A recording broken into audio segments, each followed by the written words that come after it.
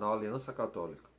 Esse canal tem o objetivo de estudar e defender a fé católica. Eu me chamo Milton, sou professor de línguas e psicanalista. O tema do vídeo de hoje é seguir a Jesus. Bom, quando eu era protestante, eu fui por 35 anos, até me converter em maio de 2006. E quando eu era protestante, sempre tinha aquela história do apelo, né, de aceitar Jesus. Esse negócio de aceitar Jesus não é nem. Eles falam tanto em Bíblia, o protestantismo, né? Mas esse negócio de aceitar Jesus não é nem bíblico. A Bíblia não fala em você aceitar Jesus. A Bíblia fala em você crer em Jesus, amá-lo, adorá-lo e segui-lo. É isso que a Bíblia ensina. E que a igreja e os apóstolos, a igreja desde a época apostólica até hoje, sempre nos ensinou também. Então, eu queria ler a passagem do Evangelho de São Mateus. Uma passagem pequenininha, São Mateus, capítulo 9, versículo 9, que diz assim, a vocação de Mateus. Partindo dali, Jesus viu um homem chamado Mateus, que estava sentado no posto do pagamento das taxas.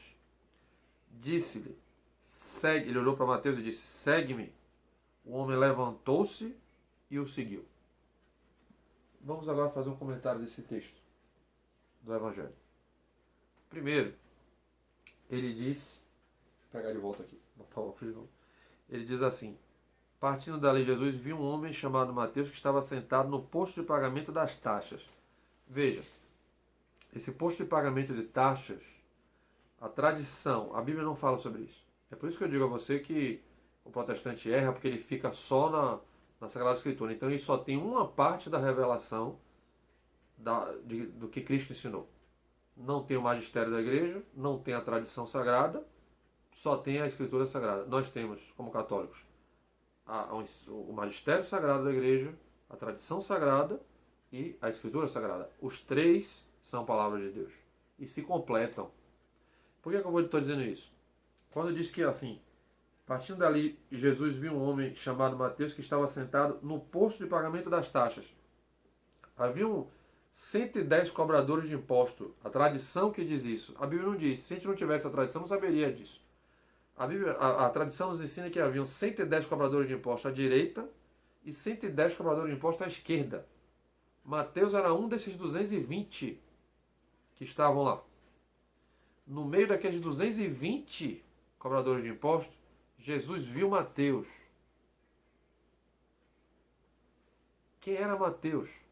Cobrador de imposto dentro da sociedade dos judeus, ele só perdia para o diabo. Ele era odiado, ele era desprezado, ele não entrava em determinados locais da fé, né? Templo, etc.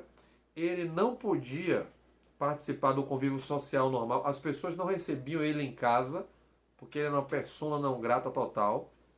E dentro da casa de Mateus circulava sempre a escória social, porque as pessoas, vamos dizer assim, de bem da comunidade ali, não aceitavam conviver com ele.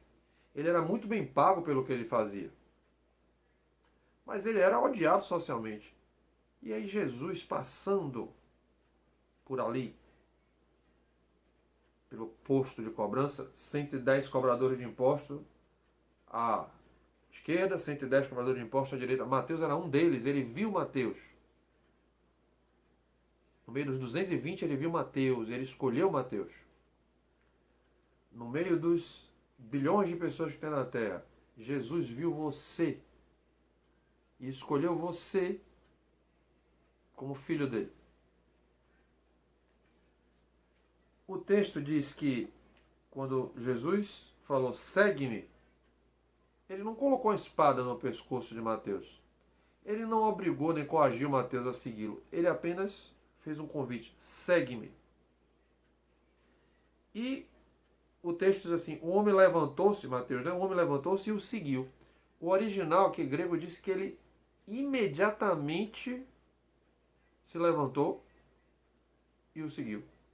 Ele não pensou duas vezes. Ele tinha um ótimo salário, ele tinha uma casa maravilhosa, ele não ficou preocupado E agora eu não vou prestar conta, não vou receber salário no final do mês. Como se aí minha casa lá está fechada, está aberta. Ele largou tudo. O texto original do Evangelho grego diz que ele imediatamente o seguiu. Ele não parou para pensar, devo seguir esse rabi ou não devo? É correto ou não é correto? Ele imediatamente o seguiu. Jesus sempre está fazendo esse mesmo convite para todos nós. Segue-me.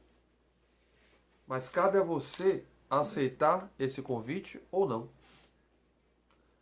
Porque se você observar, o que diferencia o cristianismo de muitas e muitas religiões é que a fé cristã é sempre, Deus sempre nos dá a possibilidade de escolher. Nós podemos escolher.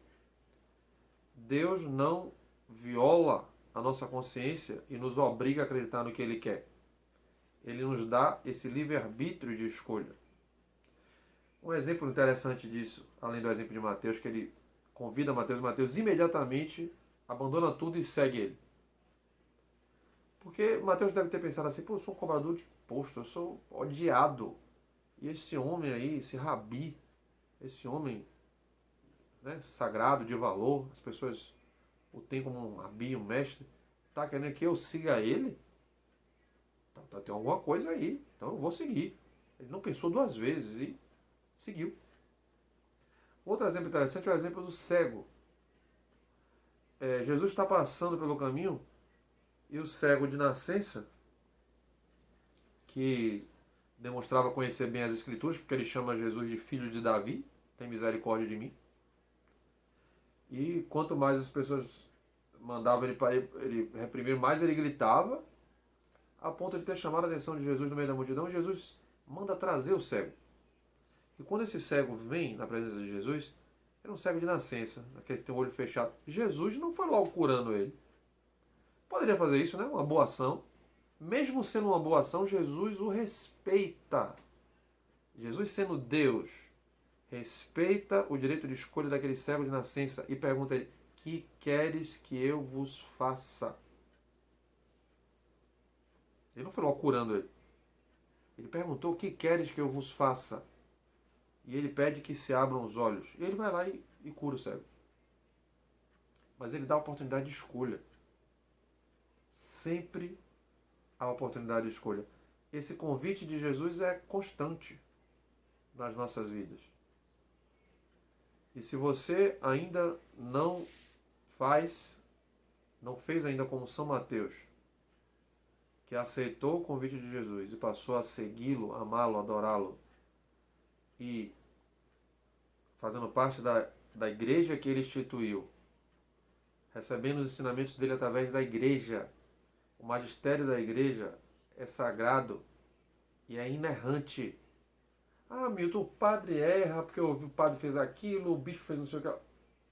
Se tem exemplos humanos cometendo erros na igreja, são exemplos humanos, são erros humanos. O que eu estou falando não tem nada a ver com o humano do ponto de vista de acertar ou errar. O magistério da igreja é santo, perfeito, imaculado e sagrado porque ele vem do próprio Cristo. A igreja transmite o que Cristo transmitiu.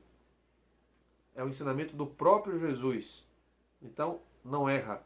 E eu, como vim do protestantismo, quando me converti, a primeira coisa que eu fiz foi comparar tudo que a Igreja Católica ensina com todas as referências que eu... Não só a Bíblia, mas com todas as referências que eu pude encontrar, históricas e tudo. E eu nunca encontrei nenhuma contradição em nada. A Igreja ensina o Evangelho pleno de Cristo. E quando ele nos convida no Evangelho, ele não apenas nos convida, mas ele instituiu a igreja, e essa igreja que ele instituiu, a igreja católica, é o corpo de Cristo. Então, se você decidir seguir a Jesus, você tem que fazer parte deste corpo para você plenamente... Ah, Milton, eu posso ir para outra igreja? Bom, é uma escolha sua. Só que lá você só vai ter a Sagrada Escritura, a revelação em parte. Na Igreja Católica você tem a revelação completa de Cristo, o magistério sagrado, do ensinamento do próprio Cristo que a Igreja transmite, inerrante. A tradição sagrada não é tradição de homens, a tradição sagrada que também é inerrante, e a escritura sagrada que também é inerrante. Toda a revelação de Cristo você encontra na igreja que Cristo fundou.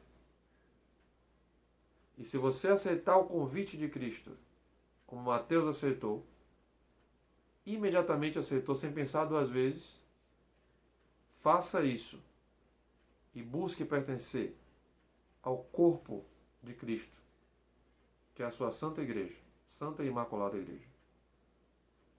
Esse foi o vídeo, espero que vocês tenham gostado. Estivemos reunidos aqui, em nome do Pai, do Filho e do Espírito Santo. Nossa Senhora das Graças, minha doce Virgem Maria, que eu tanto amo, rogai por nós que recorremos a vós. Sagrado Coração de Jesus, nós temos confiança em vós. Amém.